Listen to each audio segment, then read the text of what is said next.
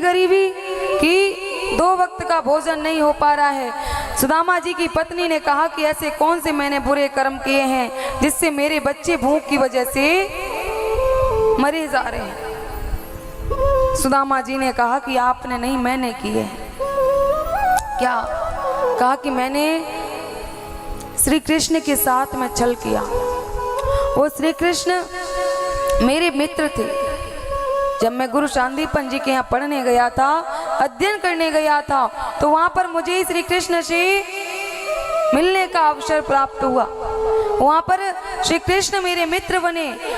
गुरु मैया ने लकड़ी लेने के लिए जंगल को भेजा था, थोड़े से चने दिए थे। मैंने वो चने अकेले खा लिए थे और कन्हैया से झूठ बोल दिया था। इसलिए सुशीला, शास्त्र का नियम है, गुरु से कपट मित्र से चोरी, या होई निर्धन या होई कोड़ी। शास्त्र का नियम है, जिसने अपने गुरु जी के साथ में कपट किया, मित्र के साथ चोरी की, या वो निर्धन होगा या फिर कोड़ी हो जाएगा। मैं निर्धन हो गया। ये दगा जो है ना, दगा किसी का सगा नहीं है।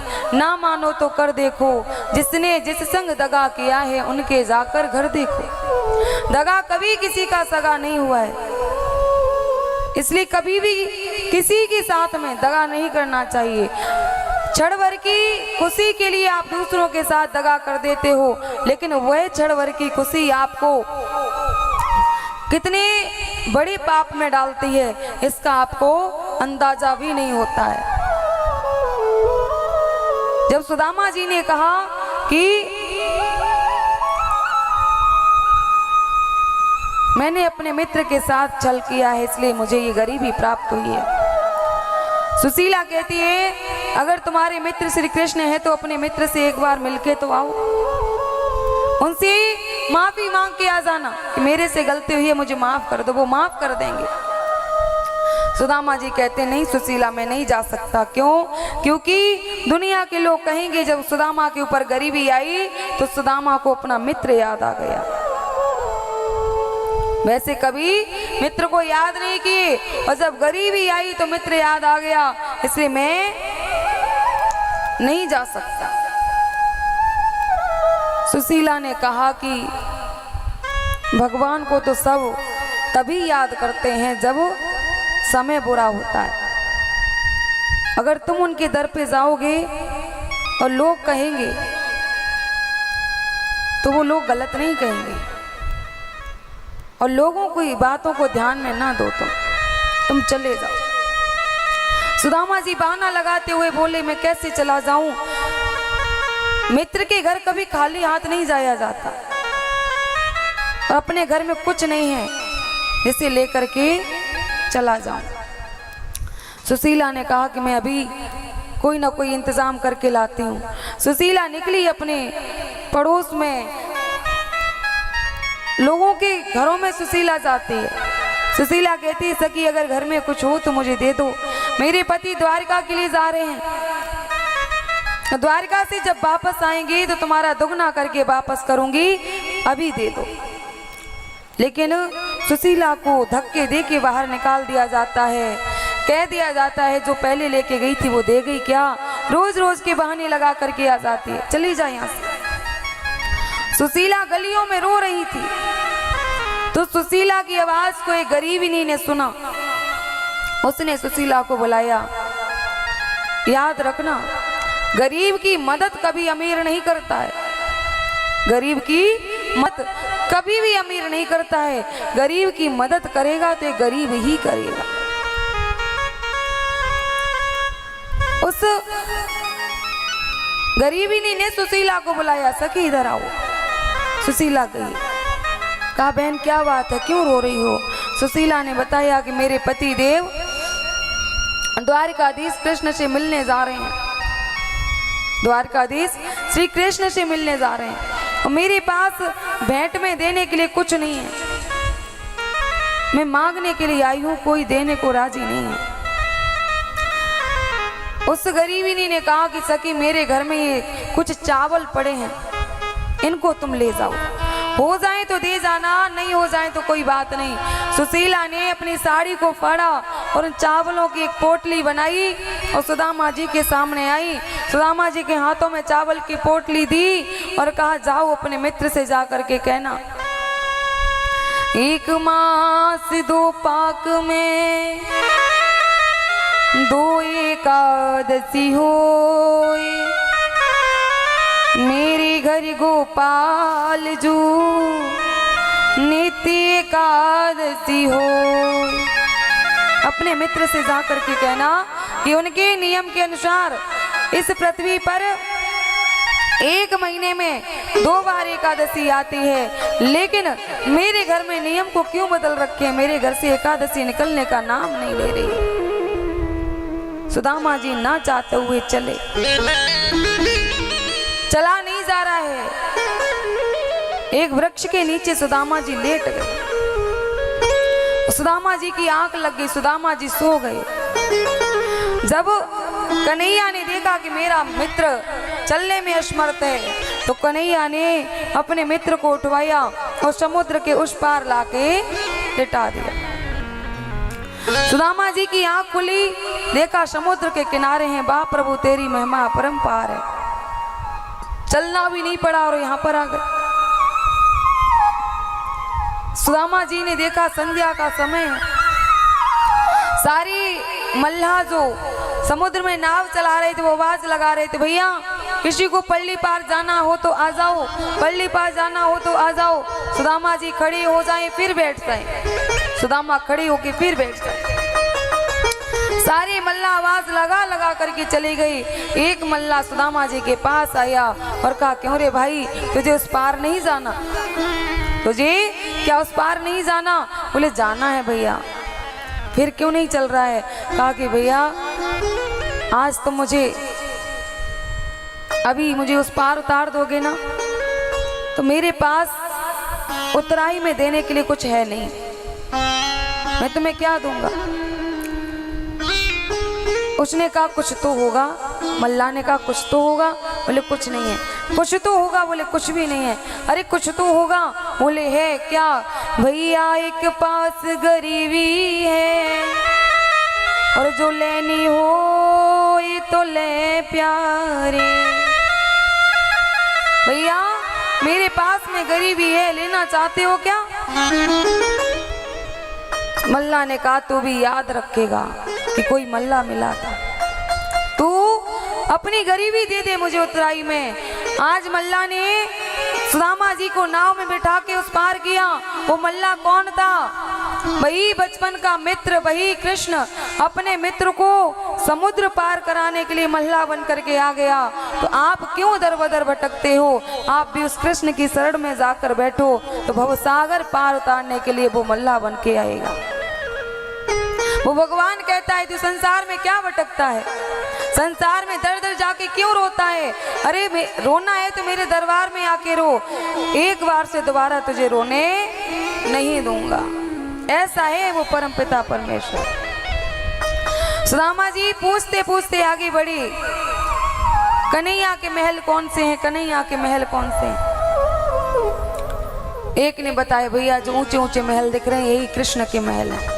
सुदामा जी कृष्ण के महलों के पास पहुंचे। द्वार पर पहरेदार लगे हैं। पहरेदारों ने खड़ा कर लिया, कहां जा रहे हो? बोले अपने मित्र से मिलने आए। मित्र से मिलने आए। बोले कौन से मित्र? कहा कृष्ण। पहरेदार हंसने लगे। पहरेदारों ने कहा अपना हाल देखा है, कृष्ण को मित्र बनाने आ गए। अरे मेरे महाराज का नाम है, पर बन के आ रहे हो, चले जाओ नहीं तो धक्के देके अभी यहाँ से भगाएंगे। सुदामा जी हाथ जोड़ लिए, भैया देखो देखो ये गरीबी का हाल, कृष्ण के दर पे एक आश लेके आया हूँ, मेरे बचपन का यार है मेरा श्याम, यही आश विश्वास लेके आया हूँ। जय हो।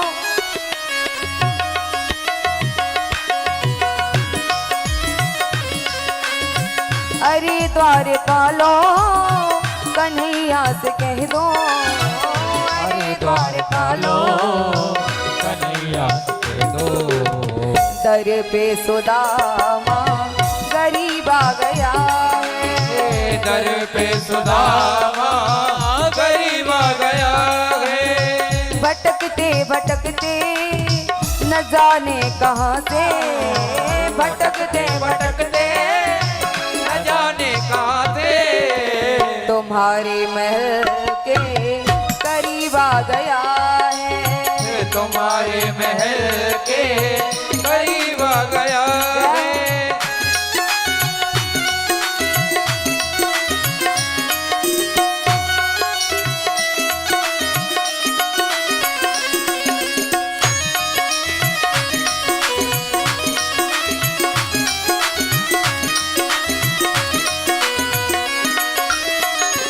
ना सर पे है पगड़ी ना तन पे है जामा, बता दो कन्हैया को नाम है सुदामा, बता दो कन्हैया को नाम है सुदामा, बता दो कन्हैया को नाम है सुदामा। ओ बता दो कन्हैया को नाम है सुदामा। न सर पे है पगड़ी न तन पे है जामा, बता दो कन्हैया को नाम है सुदामा।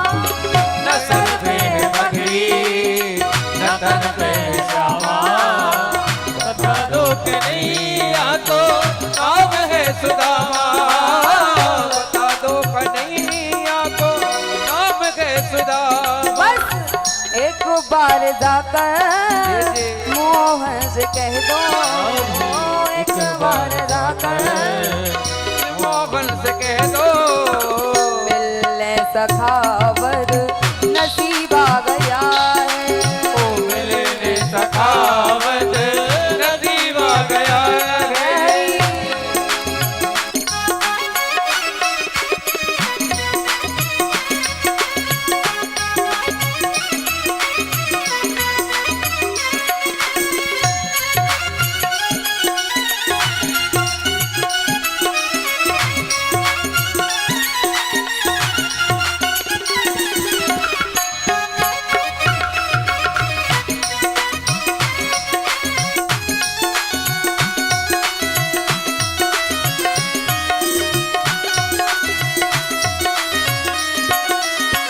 जब सुदामा जी बार बार रोई तो पहरेदारों को दया आ गई और पहरेदार चले और भगवान के सामने नतमस्तक होके पहरेदारों ने कहा कि प्रभु द्वार खड़ो दुज दुर्बल एक, रहो चकी सोव सुधा अभिरामा, पूछत दीन दयाल को नाम, आपन नाम बतात सुदामा।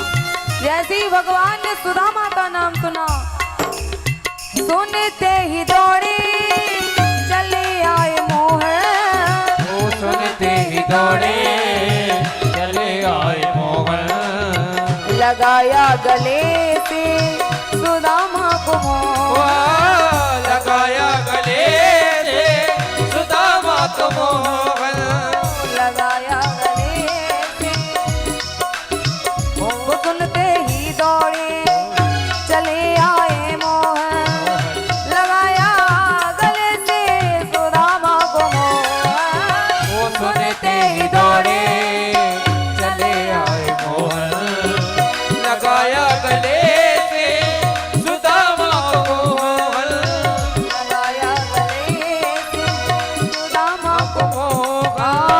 हुआ रुक्मणी को बहुत ही अचंभा, हुआ रुक्मणी को बहुत ही अचंभा, मेहमान कैसा अजीब आ गया है, मेहमान कैसा अजीब आ गया है।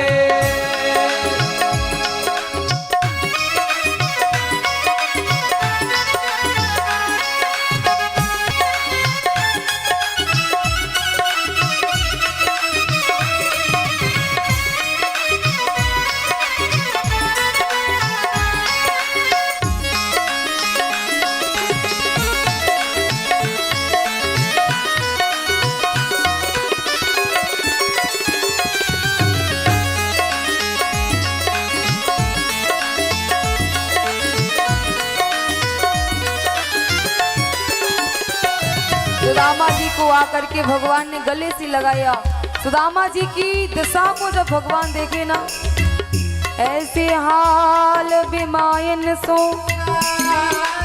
पद कंटुक जाल लहे दुख होय। हाय महा दुख काय सखा तुम, आए नहीं ते किते दिन कोई, आए नहीं ते किते दिन खोए। बराबर पे अपने सुदामा बिठाए, बराबर पे अपने सुदामा बिठाए। चरण आंसुओं से जाऊन धुलाए, हो चरण आंसुओं से जाऊन धुलाए। बराबर पर अपने सुदामा बैठाए, चरण आंसुओं से जाऊन धुलाए। बराबर पे अपने सुदामा बिठाए। चरण आंसुओं से जाऊन धुलाए। चरण आंसुओं से जाऊन धुलाए। घबराओ प्यारे जरा अब सुदामा ना, घबराओ प्यारे जरा अब सुदामा। खुशी का समा तेरे करीब आ गया है, खुशी का समा तेरे करीब आ गया है। खुशी का समा तेरे करीब आ गया है। ओ खुशी का समा तेरे करीब आ गया है। खुशी का समा तेरे करीब आ गया है।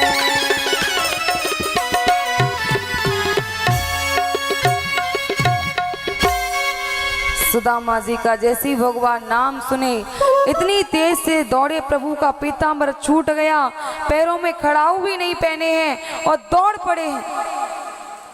उधर से सुदामा दौड़े, कन्हैया कन्हैया, इधर से कृष्ण दौड़े, सुदामा सुदामा चिल्ला रहे हैं। कब किसने किसको गले से पहले लगाया किसी ने देख नहीं पाया। अपने मित्र को ला करके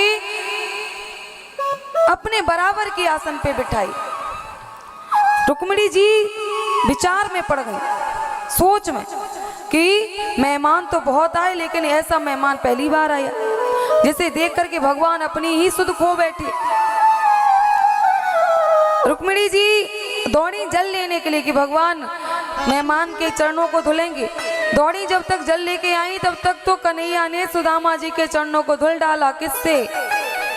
देखे सुदामा की दीन दशा, करुणा करके करुणाओ निधि रोए, और पानी परा तो को हाथ छुओ नहीं, नैनन के जलते पग धोए। सुदामा के उस हाल को देखकर भगवान इतने रोए, इतने आंसुओं से रोए कि जो रुक्मिणी जी जल लेके आई थी, भगवान ने उस जल को हाथ भी नहीं लगाया और अपने आंसुओं से ही सुदामा के चरणों को धुल दी। सुदामा जी को स्नान करवाया। रुक्मिणी जी से कहा मुंह मत देखो, जाओ मेरे मित्र के लिए बहु व्यंजन बना के तैयार करो। रुक्मिणी जी दौड़ी और सुदामा जी के लिए बहु व्यंजन बनाए। सुदामा जी भोजन प्रसाद पाए तो कन्हैया सुदामा को लेकर के कक्ष में गई। सुदामा जी बिस्तर पे लेटे हैं। भगवान ने सुदामा जी से पूछा, भैया शादी हो गई? बोले हो गई। बच्चे? बोले हैं। तो कहा कि मेरी भाभी ने मेरे लिए कुछ भेजा नहीं, भाभी ने मेरे लिए कुछ भेजा नहीं। सुदामा जी ने जब महलों को देखा, सुदामा जी सोच रहे हैं अगर मैं चावल की पोटली निकाल के दे दूंगा तो कन्हैया हंसेगा, ये क्या लेके आया। सुदामा जी संकोच में झूठ बोल दिए कि लाला मेरे घर में बहुत ज्यादा गरीबी है, कुछ था ही नहीं जो मैं लेकर के आता, वो तो तेरे से मिलने का मन किया, बहुत दिन हो गए थे तुझे देखा नहीं था, इसलिए तुझे देखने के लिए, तेरा दर्शन करने के लिए आए हैं। कन्हैया ने कहा भैया वो तो सब ठीक, लेकिन तेरे बगल में क्या है, बगल में क्या है? सुदामा जी कहते हैं भैया बगल में तो फोड़ा निकला है, फोड़ा निकला है, जबकि बगल में चावल की पोटली दबाई है और झूठ बोल रहे हैं कि बगल में फोड़ा निकला है। कन्हैया ने कहा तो लाओ हम सही कर दें, हमें सही करना आता है, मैं सही कर दूंगा। बोले नहीं नहीं भैया हाथ नहीं लगाना, तुम हाथ नहीं लगाना, बहुत दर्द कर रहा है। अरे मैं सही कर दूंगा लाला, लाओ तो सुदामा, आओ तो इधर। कन्हैया ने हाथ आगे बढ़ाया, चावल की पोटली को खींच लिया। कहा क्यों रे, एक बार तू मेरे से झूठ बोला, एक बार तूने छल किया तो तेरा ये हाल हो गया, फिर से तू छल करने लगा, फिर से छल करने को तैयार हो गया। सुदामा जी कहते हैं भैया मैं तेरे इन महलों को देख करके मैं घबरा गया था, मैं घबरा गया था कि पता नहीं मेरे चावलों को तो स्वीकार करेगा भी कि नहीं करेगा। कन्हैया कहते हैं कि मित्र मुझे धन दौलत नहीं चाहिए, मुझे धन दौलत नहीं, मुझे भाव चाहिए। क्या चाहिए? भाव। सुदामा जी की पोटली को खोला, कन्हैया जी समझ गए कि चावल जो है ये सुदामा के घर के नहीं है, ये चावल सुदामा के घर के नहीं है। कन्हैया ने एक मुट्ठी चावल लिए, मुंह में डाले, सुदामा को एक लोक दे दिए, एक मुट्ठी चावल खाने पर एक लोक दे दिए।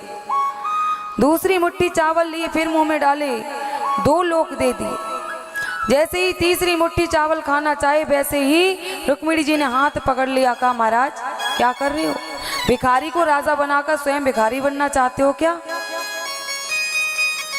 भगवान ने सुदामा जी से पूछा भाभी ने कुछ कहा नहीं? बोले कहा। क्या कहा? बोले ये कहा कि अपने मित्र से जाकर कहना 1 मास 2 पाक में 2 एकादशी होए, मेरे घर गोपाल जो नित्य एकादशी होए। तेरी भाभी ने कहा है कि अपने मित्र से जाकर के कहना कि उनकी नियम के अनुसार पृथ्वी पर 1 महीने में 2 बार एकादशी आती है, पर भगवान मेरे घर में नियम क्यों बिगाड़ के रखे हैं? मेरे घर में से एकादशी निकलने का नाम नहीं ले रही है। भगवान ने कहा कि मित्र होनो तो वो है गयो और अब ना ऐसो होए, और भाभी जी के महलन में नित्य द्वादशी होए।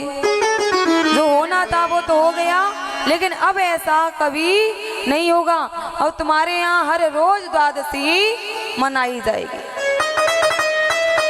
भगवान ने योग माया से इशारा किया, जाओ मेरे मित्र के संग मरमर के महल बना के तैयार करो। योग माया चली, जहाँ पे सुदामा जी की कुटिया बनी थी, झोपड़ी बनी थी, उस झोपड़ी की जगह पे सुंदर सुंदर महल बना के तैयार किए। सुदामा जी कई दिनों तक कृष्ण के यहाँ पर रुके। अंततः सुदामा जी कहते हैं भैया अब मैं अपने महल को जाना, अपने नगर को जाना चाहता हूँ, आज्ञा दो। कन्हैया ने कहा बिल्कुल आज्ञा है।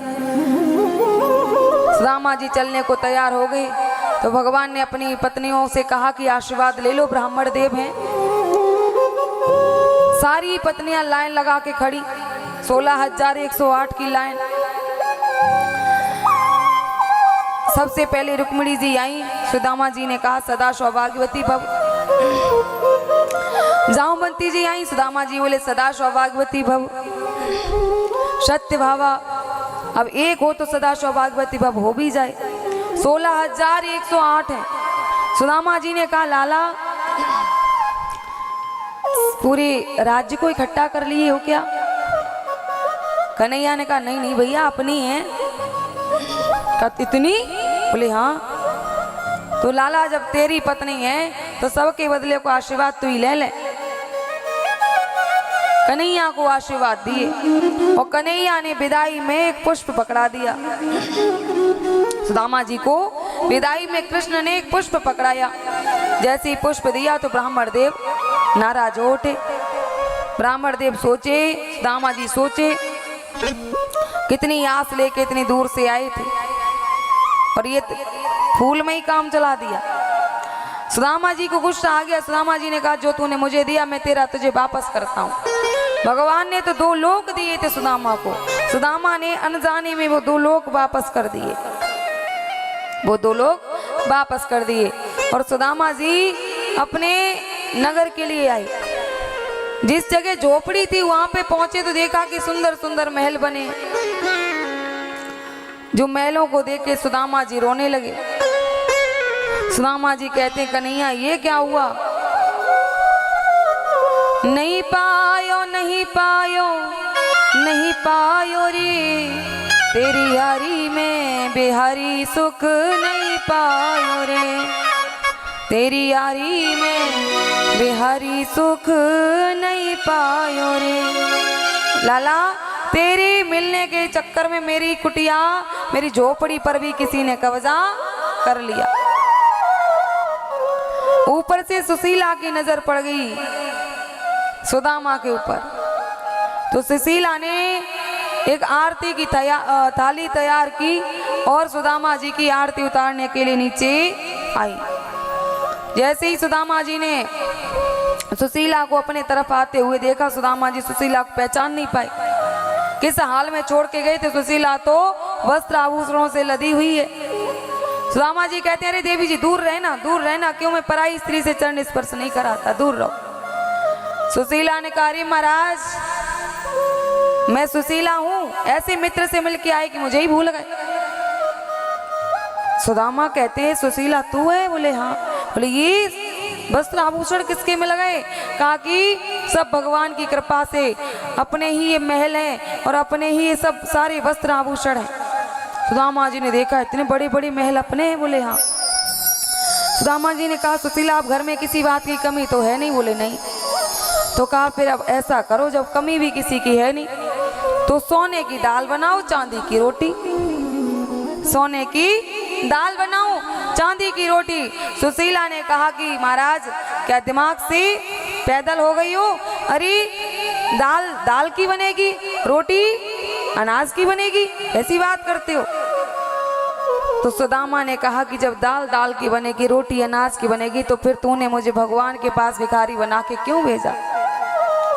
अब इन महलों में इस चकाचौंध में भगवान का भजन नहीं हो पाएगा। सुदामा जी ने वो सारे महल अटारी त्याग दिए और भगवान का भजन करने के लिए सुदामा जी जंगलों में प्रवेश किए। भगवान का भजन करते हुए सुदामा जी उस जंगल में वृक्षों का घर्षण हुआ। सुदामा जी उसी आग में जल करके प्रभु के परम धाम को प्राप्त हुए। बोली भक्त और भगवान की जय हो।